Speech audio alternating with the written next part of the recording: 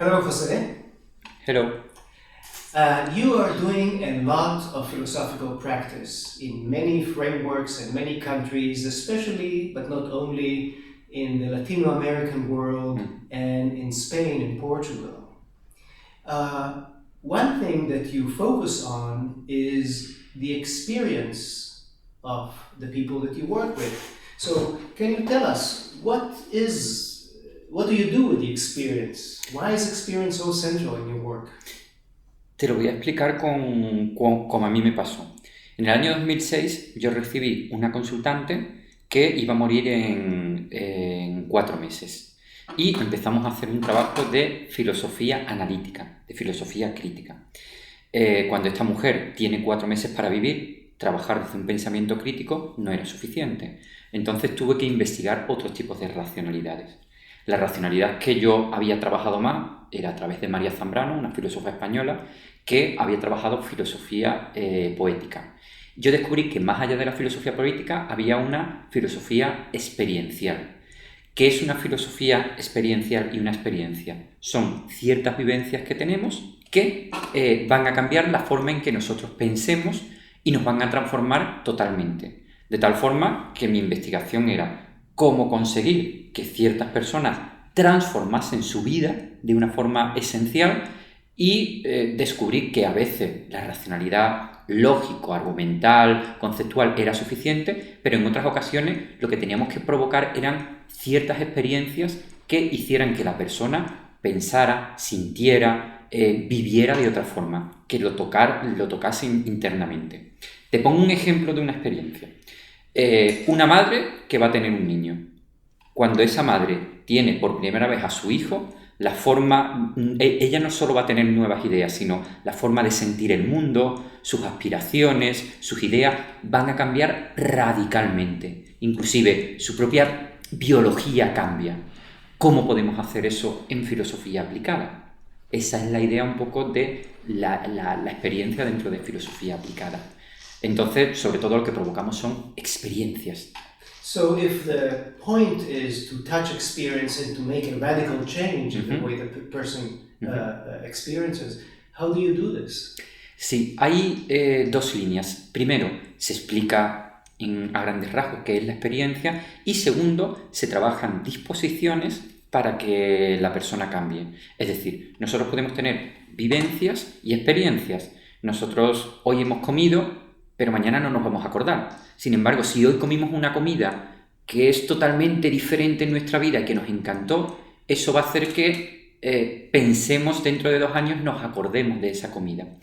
¿Qué pasa? Que para conseguir ciertas experiencias muchas veces necesitamos también disposiciones. Por tanto, después de explicarle a la gente, al consultante o al grupo que es una experiencia, vamos a desarrollar disposiciones. La siguiente pregunta, ¿qué disposiciones? Lo que yo he trabajado por el momento son disposición de apertura hacia la realidad, disposición de humildad, es decir, que cualquiera puede corregirnos y deberíamos de escucharla, disposición de escucha atenta de la realidad, disposición de equilibrio, porque cuando no tenemos un equilibrio es difícil que escuchemos al resto de las personas, retiro, pero no retiro monástico, sino retiro asociativo. Es decir, Ran, que tú me cuentas algo, como me contaste ayer, y yo pienso sobre ese algo, te doy una respuesta, pero a la vez estoy aprendiendo sobre ese tema. Y, sobre todo, sutileza. Es decir, que yo, gracias a mantener una atención en la realidad, consigo ver cosas que otra persona no consiguen ver. Consigo escuchar el ritmo de la sociedad. No es lo mismo el ritmo de la ciudad que el ritmo del campo. No es lo mismo el ritmo de un israelí que el ritmo de un español. Hay esas sutilezas. Si yo consigo en mi grupo o individualmente desarrollar eso, voy a conseguir que la persona esté mucho más abierto. Y, acabo aquí, dentro de la consulta, ¿qué significa? Que no solo voy a resolver problemas, sino sobre todo muchos problemas van a disolverse. So let's take a specific example. Let's say that I come to you. Do I usually come with a specific problem? Okay, so let's say that I feel alone. I'm a lonely man. I have friends, but somehow they don't touch me and I sort of feel alone. Yo normalmente trabajaría con pensamiento crítico, lo que habitualmente se trabaja más en filosofía aplicada, y también razón experiencial. Pensamiento crítico, podríamos trabajar mediante un análisis conceptual de qué significa la soledad, por qué tú te sientes solo, por qué piensas que eso es negativo, tú lo estás pensando, si no, no estarías en la consulta, es decir, un trabajo habitual. Y segundo, a mí me interesaría que tú entendieras qué es la soledad y el estar con gente de una forma experiencial, o cuáles son las ventajas de estar solo, pero no porque las analicemos racionalmente, sino te voy a llevar a un sitio, por ejemplo, a un monasterio, donde tú vas a vivir en soledad durante un tiempo y vas a contemplar la soledad y vas a escuchar la soledad y vas a saber el ritmo de esa soledad. Entonces, con tu idea negativa de la soledad, con tu experiencia negativa de la soledad, vamos a descubrir, no desde la mente, sino integralmente, el lado positivo de la soledad. I wonder about the nature of the philosophical element in your work.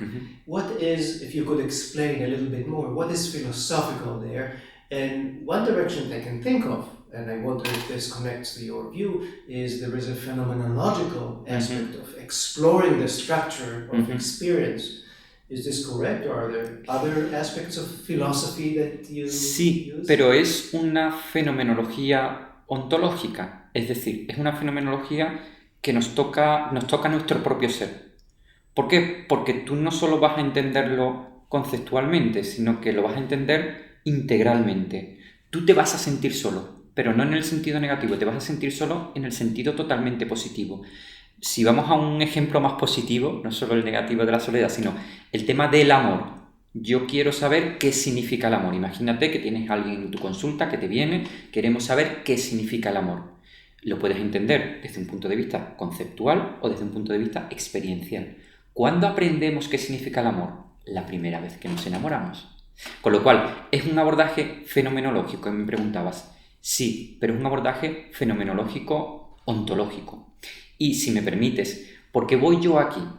Porque en la filosofía contemporánea del siglo XX no solo ha habido una filosofía cartesiana o hegeliana, racional, conceptual, histórica, sino que ha habido filosofías como la de Martin Buber, la de Heidegger, la de María Zambrano, que generaban otro tipo de racionalidades. Racionalidad simbólica, racionalidad metafísica, racionalidad que transformaban radicalmente lo que era la filosofía. Desde el mismo momento en que no es lo mismo leer ontológicamente un texto de filosofía, donde de alguna forma está haciendo emerger lo que es la esencia del texto, a leerlo para un examen, que sería más conceptual o ontológico. Mi gran apuesta no es solo por la filosofía experiencial, sino por las racionalidades alternativas dentro de la filosofía. ¿Por qué? Si yo pierdo este anillo, mi esposa me va a matar. ¿Hay razones lógicas? Pues probablemente, pero la razón por la cual mi esposa me va a matar no es lógica, es una razón simbólica. Y si yo no siento, si ella no siente la necesidad de matarme, yo lo puedo explicar, pero esa no es la racionalidad, es otro tipo de racionalidad. Entonces, la cuestión es que tanto en consultas como a nivel grupal, yo me di cuenta de que a veces la racionalidad mental, lógica, cognitiva, no es suficiente. Hay otras racionalidades, vamos a por ella. Y una es la experiencia. So, Pepe, can we be a little bit more concrete? Let's say that you have either a counseling or a workshop on love. What kind of philosophical moments, philosophical moves, philosophical exercises can happen in such a counseling or workshop? Vale. Primero, yo no tengo una metodología clara porque pienso que cada sujeto y cada grupo y casi cada sesión es diferente. Sin embargo, lo que sí hay son técnicas. Te pongo ejemplos.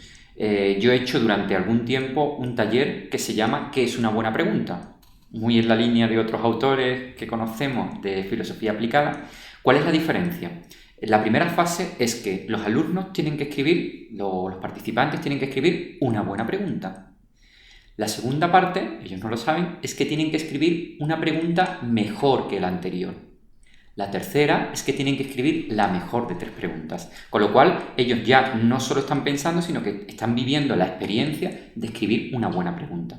Después de eso, desarrollamos un trabajo racional, lógico, conceptual de qué es una buena pregunta a partir de sus preguntas. Porque tu primera pregunta es mejor que la segunda, porque qué hay en la última que es la mejor de todas, y empezamos una discusión tal cual un café filosófico. Y finalmente acabamos con una conclusión, que es que ellos tienen que volver a escribir una buena pregunta. Es un ejemplo básico, pero donde no solo hay la parte más conceptual de analizar qué es una buena pregunta en teoría, sino que de alguna forma ellos se han puesto en funcionamiento en grupos. How do you work on the rationality, the different kinds of rationalities of love, with the counselee or with the participants? En las consultas, podría ser otro, en las consultas está claro. Lo que normalmente hacemos es que utilizamos otros tipos de racionalidades estéticas, racionalidades simbólicas, y lo que hacemos es que podemos ver películas, que podemos hablar de sus propias experiencias y sobre todo que ellos deben de contemplar otros tipos de amor. Por ejemplo, en ejercicio, yo les puedo decir, durante esta semana vas a contemplar distintos tipos de amor. El amor entre tu padre y tu madre, el amor que tú sientes por tu mascota, el amor que tú sientes por tu pareja. Y además quiero que lo experimentes. Okay, so let's say I mentioned the love that I have to my dog. Now, what do we do with this? Primero, sentirlo, vivirlo. Segundo, lo explicamos él lo explica dentro de la consulta. Y sobre todo la idea es que él tiene una idea vívida de lo que es el amor, no solo una idea teórica sobre lo que es el amor. También pueden hacerse a través de experiencias indirectas. ¿Qué es una experiencia indirecta? Ver una película, escuchar una canción, pero sobre todo que haya algo que él esté directamente viviendo, que él no solo esté pensando. Y además podemos provocar ciertas experiencias. Imagínate en el tema del amor que yo ya no sé si, me llega un consultante, yo ya no sé si estoy o no estoy enamorado de mi pareja. ¿Qué vamos a hacer? Una experiencia. ¿Cuál es la experiencia? ¿Vas a besar a tu pareja? ¿Cuánto tiempo hace que no besas a tu pareja? 2 meses. Vas a besar a tu pareja y me vas a decir qué pasa. O, con el tema del amor, estábamos antes con la cuestión del anillo. Yo tuve una consultante que se divorció y su problema era que mantenía una cierta vinculación con su pareja y no conseguía romperla. Ejercicio experiencial que dijimos, ella seguía con su anillo a pesar de que estaba divorciada y le dije, me vas a dejar el anillo. A ver qué pasa. ¿Por qué hacemos eso? Porque trabajamos con otro tipo de racionalidad. Es decir, él ya no está pensando desde la mente. Es como si su vida, su cuerpo completo estuviera pensando. Inclusive en el caso de esta persona con el anillo, ella no conseguía dejar el anillo. ¿Qué estaba pasando ahí? ¿Qué pasó cuando esa persona dejó el anillo? Lo que pasó es que empezó a desvincularse. ¿Por qué? Porque esto era un elemento simbólico.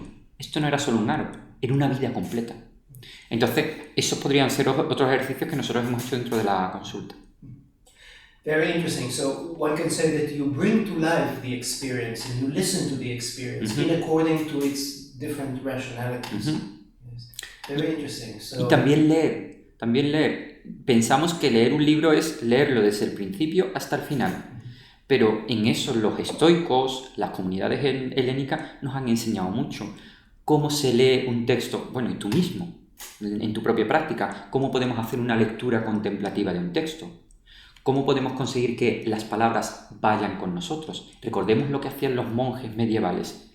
Cogían una frase y se la cosían en la ropa y llevaban con ellos esa frase. ¿Por qué? Porque esa frase vivía con ellos de alguna forma. ¿Qué pasaba en la persona? La persona se iba transformando, iba cambiando. Para mí, la misión de la filosofía aplicada cada vez más es esa: transformar a las personas y no solo solucionar problemas. No solo utilizar la filosofía para resolver problemas, sino para resolver el problema que en sí mismo es la vida. Y creo que ese es el camino. O sea, y es hacer un camino con la persona. These are very nice sentences, and thank you for ending the interesting interview with those important sentences. Thank you. Muchas gracias,